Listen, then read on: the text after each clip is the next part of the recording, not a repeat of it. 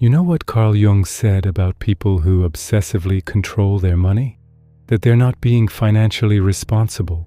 They're performing elaborate rituals to avoid confronting the terror that lives in their unconscious. And if you just felt your stomach drop reading that, good. That means you're ready for what nobody else will tell you about the psychology behind extreme frugality. Because here's the uncomfortable truth. Your relationship with money has almost nothing to do with money itself. It's shadow work you're avoiding by calling it virtue. Look, I get it. You're the person who reuses Ziploc bags until they're falling apart. You drive 11 miles out of your way to save 9 cents per gallon while burning $3 in gas getting there. You'll clip coupons for dish soap but drop $2,000 on something that feeds a completely different emotional need without blinking. And everyone acts like this is just being smart with money or living below your means. The soft psychology narrative tells you this is responsible behavior, maybe even admirable. They validate your penny pinching as wisdom, frame your anxiety as prudence, and send you home feeling like you're doing it right. But here's what they're not telling you. When you have significant savings but can't psychologically access them to help a struggling friend, when your partner feels controlled by your financial rigidity, when people stop inviting you out because being around your money anxiety feels like a hostage situation, that's not financial responsibility, that's terror management disguised as virtue. Jung didn't say integrate your shadow so you can feel more comfortable with spending. He said the shadow is a moral problem that challenges your entire ego personality. And your extreme frugality? That's not your ego being disciplined. That's your shadow running the show while you call it consciousness. The question isn't, how do I get better at managing my money? The question is, what am I so terrified of that I'm willing to sacrifice joy, connection, and psychological freedom to avoid it? Financial psychologists call these money scripts, unconscious beliefs about money programmed into you before you even understood what money was. Jung would call this inherited unconscious content. You're not making conscious choices about money. You're running someone else's psychological programming on autopilot. Dr. Brad Clounce's research reveals that people with extreme money vigilance develop this script from one of two sources. Either they watched their parents stress over money in ways that left psychological marks, or they inherited the anxiety from parents who had money but still acted like catastrophe was imminent. Think about that second one. You can develop financial PTSD from a war you never fought. You're feeling money anxiety in your body, even though your lived experience doesn't warrant it because your nervous system doesn't care about logic. It just knows that spending money feels dangerous in a way you can't articulate. Jung understood this perfectly. He said until you make the unconscious conscious, it will direct your life and you will call it fate. You think you're choosing to be frugal, but you're not choosing anything. You're being hunted by ancestral terror that's using your bank account as a shield. Now here's where it gets darker. And this is the part that most personal development content won't touch. Dr. Sarah Newcomb's research on financial behaviors reveals that extreme thriftiness is often a control mechanism. When people feel like their lives are spinning out of control, job insecurity, relationship instability, things genuinely outside their control, they grab onto the one thing they can control with both hands and squeeze until their knuckles turn white. You can't control whether your landlord sells the building, but you can control whether you buy name brand or generic aluminum foil. That 70 cents you're saving? It has nothing to do with the money.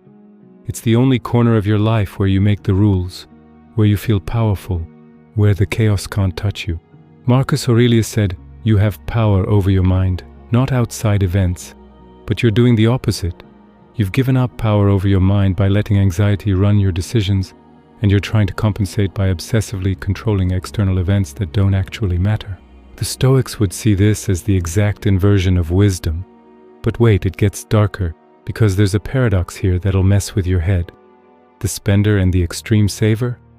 Jung would tell you they're the same archetype wearing different masks. Both are using money to manage anxiety. The spender seeks emotional fulfillment through purchases. The saver is building a castle of security to protect themselves from unnamed disasters. Same wound, different bandage. Nietzsche understood this when he talked about the will to power. Your extreme frugality isn't weakness, but it's also not strength. It's power turned inward, becoming self-punishment. You're not exercising mastery over your finances. You're enslaved to the master morality of responsibility, while your actual life, connection, joy, generosity, presence, withers in the slave position. Think about the relationships you're damaging, the social isolation that happens when you're the person who looks uncomfortable at every happy hour like you're in a hostage situation. People eventually stop inviting you. You get lonely. The loneliness increases your anxiety, so you grip your money even tighter. Jung called this projection. You're constantly projecting financial catastrophe onto a future that hasn't happened, and in doing so, you're creating the actual catastrophe in your present life. Disconnection, joylessness, and psychological imprisonment. Here's the truth that'll really bake your noodle. The thing you're doing to feel secure is creating the opposite of security. You're living in a state of perpetual scarcity even when actual scarcity isn't the issue anymore. Your bank account says one thing. Your nervous system believes another. Jung would say you're living in the collective unconscious's story about money rather than your own conscious reality. And this is where most people turn away. But you're not most people. The line between financially responsible and psychologically concerning is thinner than you think. Mental health tips usually tell you to find balance or practice moderation. That's useless advice for someone whose nervous system is running a protection program written when you were 6 years old. The uncomfortable truth: you can't think your way out of this. You can't budget your way into psychological freedom. This requires actual shadow work, the kind Jung described as considerable moral effort. You have to confront why you're so terrified, not the story you tell yourself about being responsible. The real terror underneath. What are you actually afraid will happen if you loosen your grip? What catastrophe are you protecting against? And here's the hardest question. Whose fear is it really? Is this your fear, or did you inherit someone else's unprocessed financial trauma and mistake it for wisdom? Because right now you're not protecting yourself from danger.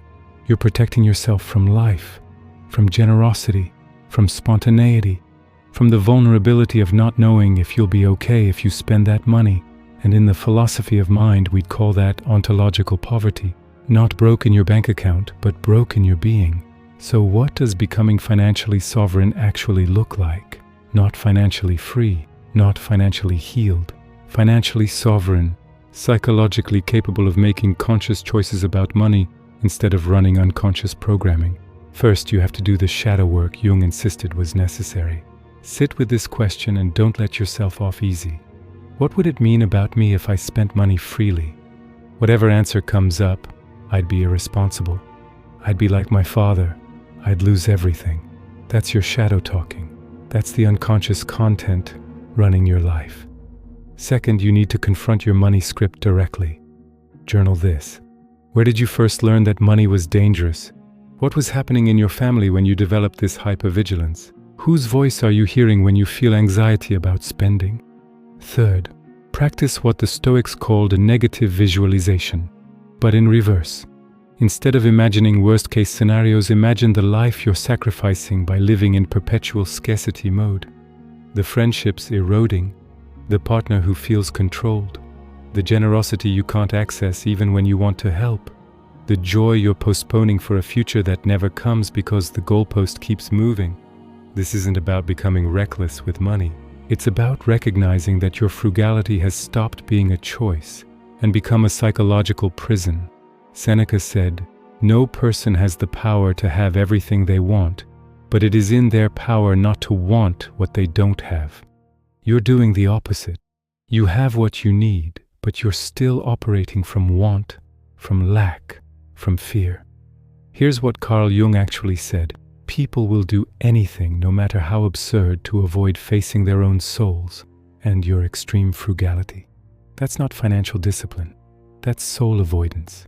You're doing the absurd thing, sacrificing connection, joy, and presence to avoid confronting the terror in your unconscious.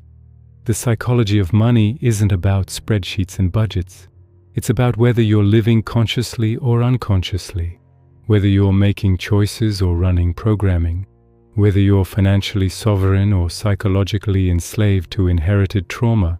If you're ready for psychology that doesn't coddle you, that gives you mental health tips that actually challenge rather than comfort you, subscribe. Because this channel isn't about making you feel better about your patterns. It's about confronting why those patterns exist in the first place. Hit the join button if you want to support self-development content that treats you like you're psychologically sophisticated enough to handle uncomfortable truths. Next video goes harder. We're dissecting why nice people are actually dangerous and what Jung knew about agreeableness that'll make you question every relationship you have. Until then, sit with this. If your frugality is really about security, why does it make you feel so unsafe?